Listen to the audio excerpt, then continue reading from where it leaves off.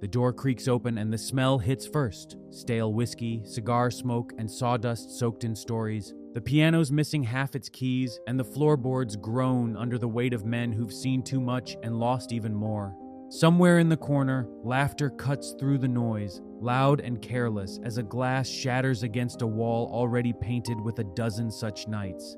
Hey, you're watching Echoing Westwinds, where we ride into the myths and memories of the Old West, uncovering the real stories behind America's most untamed century. If the past still stirs something in your soul, make sure to subscribe, because out here, history never dies. Now lean closer. Let's step through those swinging doors together into the truth behind one of the most iconic places in frontier history, the Western Saloon.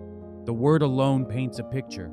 When you hear saloon, you can almost smell the whiskey, hear the laughter, and feel the thick, dusty air of a lawless land.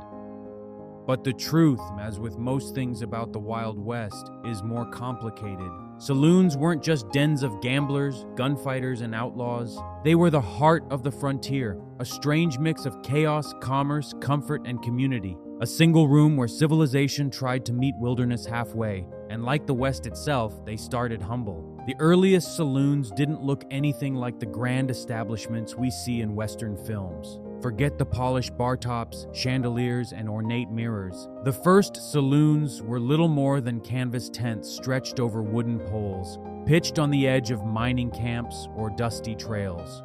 4 posts, a tarp roof, and a wood stove to keep the cold from biting too deep. Inside, a few rough tables, maybe a plank balanced across barrels to serve as a bar, and behind it, a man with a jug of something that burned more than it soothed. That was the saloon in its infancy, a refuge for the tired, the lonely, and the wandering.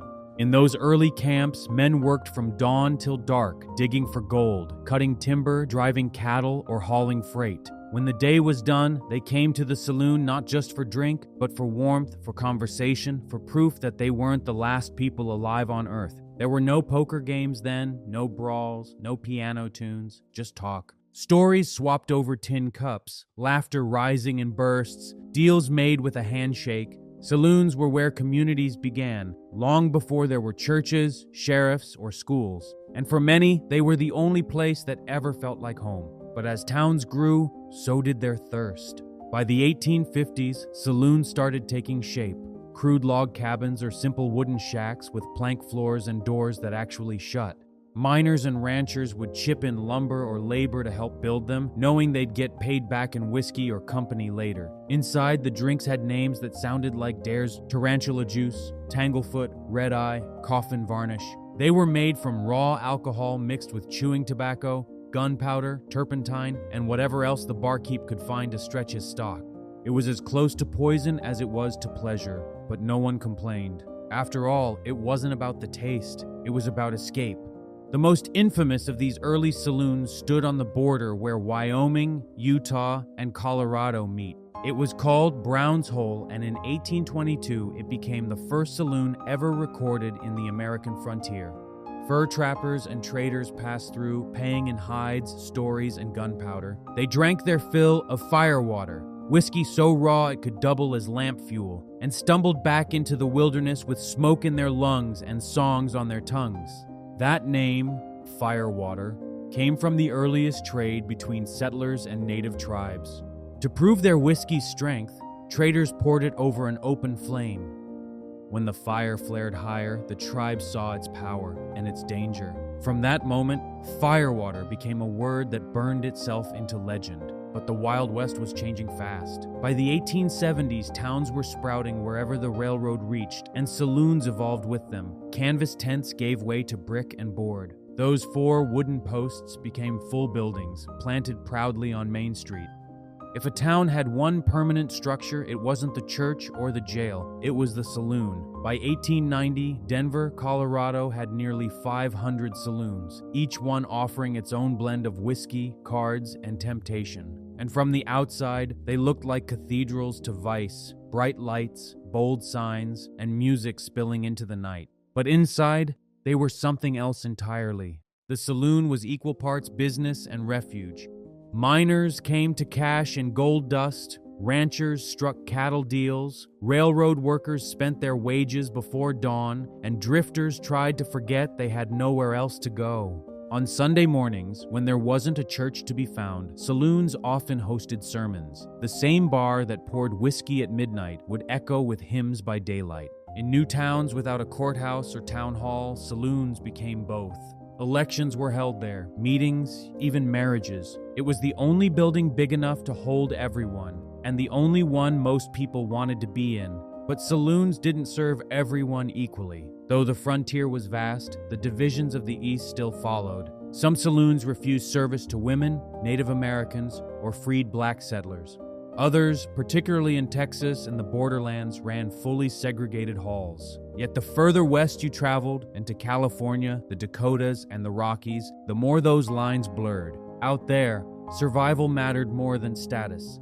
A drink was a drink, no matter who was sitting beside you. In the end, the saloon reflected the frontier itself, a place both inclusive and divided, wild and civilized, honest and corrupt. By the 1880s, the golden age of saloons had arrived. They weren't tents anymore. They were institutions, long wooden bars polished to a shine, mirrors behind the counter catching lamplight, walls hung with rifles, hunting trophies, or the latest poster for a traveling show. The air thick with tobacco and sawdust, the floor sticky with spilled beer. And at the center of it all stood the bartender, equal parts host, guard, and peacekeeper. He poured drinks with one hand and kept a shotgun under the counter with the other. He broke up fights, arranged card games, booked singers and dancers, and sometimes even performed marriages himself. The best bartenders were called professors. They knew their craft, their clientele, and how to spot trouble before it started. When a man walked in, he didn't pull up a stool because there weren't any. He stood, one foot propped on the brass footrail, leaning against the bar while the world outside turned dark. When he wiped his mustache, he didn't reach for a napkin. There weren't any of those either. He used the same rag that every other man used before him, and nobody thought twice about it. A saloon wasn't clean, it wasn't polite, but it was honest. And when the night deepened, the real business began. Cards slapped against tables, coins clinked into pots, men swore, laughed, and bluffed their fortunes away in games of Faro, three-card Monte, and later, poker. The air hummed with luck and lies. Women appeared, some to pour drinks, some to dance, and some to sell what little affection could be bought. They were known as soiled doves or dance hall girls. They worked the saloon floor with grace, grit, and a kind of quiet tragedy that only the West could breed. For many of them, the saloon was both prison and protection, the only place that offered money, shelter, and a chance to survive a man's world. Not all nights ended well. Fights broke out, knives flashed, gunshots cracked through the haze, and one more name got added to the legend. But despite the myths, saloon violence was rare. Most nights ended not in duels, but in drunks. Loud, staggering, harmless. For all its vices, the saloon was a place of laughter more than blood, and that's something Hollywood never quite got right. As the 19th century waned, the world began to turn against the saloon. Reformers and preachers called them dens of sin. Women's leagues smashed windows and chopped bar tops with axes. The temperance movement spread like wildfire, and the Anti-Saloon League made its name by vowing to shut them all down. By 1919, they got their wish. Prohibition swept across America, and the sound of whiskey being poured fell silent, for a while anyway. But the spirit of the saloon never really died. You can still see it, in the glow of a neon bar sign, in the clink of glasses raised to old friends, in every dusty ghost town where a faded building still stands with a swinging door and a name no one remembers. The saloon was never just about liquor. It was about life. It was where lonely men found company, where strangers became neighbors, and where every traveler, even just for one night, belonged to a town. And maybe that's the truest thing about the Old West. It wasn't the guns or the gold or the glory. It was the people, huddled together in the only place that ever felt like home. Under the dim light of a smoky room, swapping stories over a drink that burned going down, but felt like fire in the soul. You've been watching Echoing Westwinds, where the legends of the frontier still ride through time. If this story stirred something in you, subscribe and join us again. Because out here, the past never sleeps. It just pours another round and waits for company.